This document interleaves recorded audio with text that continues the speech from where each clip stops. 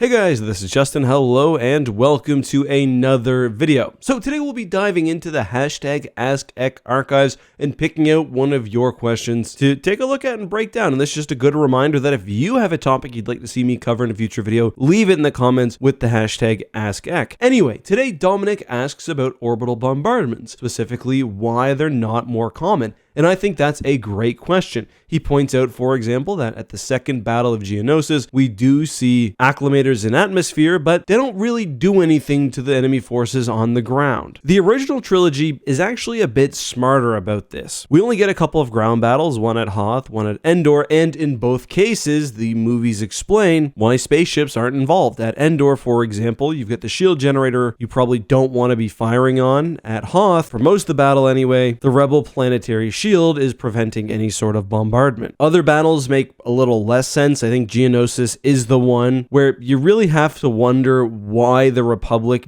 didn't properly use their space-based assets. Like, they had almost total control of the space around Geonosis. They had total air superiority, but they don't take out the ground-based transports of the CIS. And I do think this may have partially been due to the fact that the Acclimator was intended to be a transport ship for the clones above all else, at least when it was originally envisioned for the film. Now, the argument you can make is that the Republic didn't want to start the war off with such a brutally aggressive action, and maybe that does carry some water, because almost every time in Star Wars we see orbital bombardments carried out, it is by a bad guy faction. For example, perhaps the most famous orbital bombardment in Star Wars, the bombing of Terrace from Star Wars Knights of the Old Republic 1. Grand Admiral Thrawn uses orbital bombardments on several occasions, including when he's in pursuit of the Coral Vonda submarine. And I think maybe one of the most striking ones from Star Wars Legends, Jacen Solo essentially lights the entire surface of Kashyyyk on fire with a calculated attack from space. However, there is a bit of inconsistency here. Orbital bombardments don't have to be simply the complete destruction of a population center. It doesn't have to be a Kaamos firebombing every time. Star Destroyers and other ships have very precise weapons, I mean, at least for their scale, so if you're attacking a military target without civilians nearby, I don't see why orbital bombardments wouldn't be used. That being said, when it came to the New Republic, and I've mentioned this quote before, we do know that they avoided bombardment specifically to distinguish themselves from the Empire, especially as the New Republic captured and used Imperial vessels,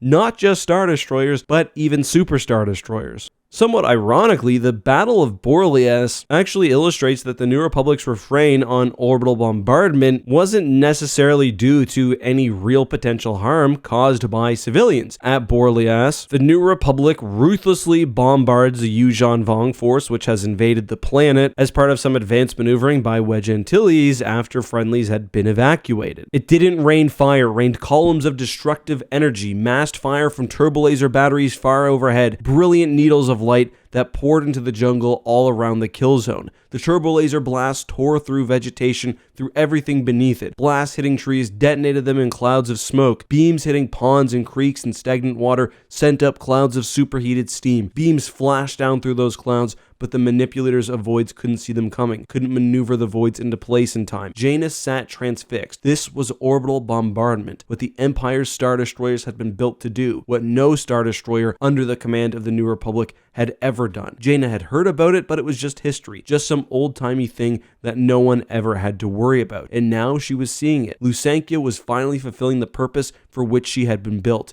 before Jaina had even been born. For 4 minutes, death rained down from overhead in a circle neatly surrounding the kill zone. Then it stopped, and the rumbles, the screams uttered by bodies of water suddenly superheated, the bellows of distant Rakamats meeting their doom, all died away. So yeah, I mean, this is a particularly brutal bombardment, but is it really that different than, say, an artillery barrage or a sortie of bombers? I mean, I'm not necessarily convinced. Either way, this behavior by the New Republic was just so unexpected that even the Yuuzhan Vong, who themselves are predisposed towards brutality, did not consider it within the New Republic's repertoire. While the New Republic in Star Wars Legends generally did not use orbital bombardment, as mentioned, the Empire was more than happy to. However, while we do see some examples on other occasions, the use of orbital bombardments is confusingly missing. The best example of this, I'd say, would be the attack on Luke's Jedi Praxium by Dala. She's got a Super Star Destroyer and an entire fleet in orbit around Yavin 4, where Luke's Jedi Temple is, and instead of just melting the planet from space, she instead sends bombers and a ground invasion force. Now, in that case, maybe she wanted to see it done personally, but for someone who at that point is presented as a pretty pragmatic and cold military leader, it doesn't really make sense. When it comes to planetary invasions, there certainly are some cases where bombardment campaigns don't work. This is something discussed in the X-Wing series. A planetary shield can pretty much shrug off any bombardment for a pretty damn long time. Often that will keep planetary bombardments completely unavailable throughout a campaign. If, for example, portions of the shield fall, you may be able to land troops but still not get that support from space.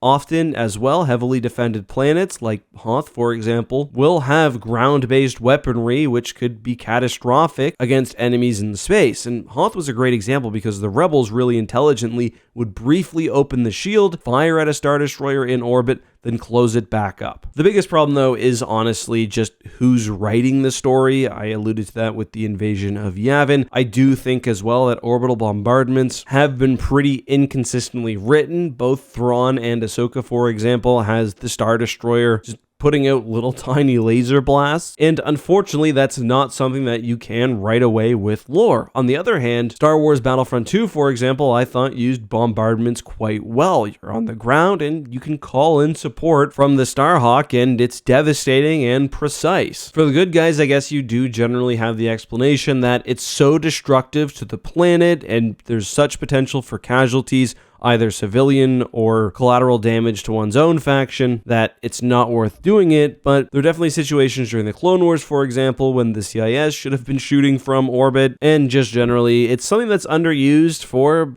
there's not a great lore reason. I do think it's something we'll see Thrawn use in either Ahsoka Season 2 or the upcoming Heir to the Empire movie, whatever it ends up being called. I think it'll be a shocking moment. I will also say most of the moments where bombardments could be used come from novels. There aren't too many cases where one faction just has space totally secured for an indefinite period of time where they can just sit back and bomb away. Even with Crate in The Last Jedi, you could point to that, but the Resistance could just go further into the tunnels, and it makes more sense for the First Order to go down and make sure that they're taken care of. But that's all I've got. Let me know what you think about the question, and if you've got any questions you'd like to see me answer, leave them down in the comments with the hashtag AskAck. But that's all from me. I'll see you next time. Goodbye.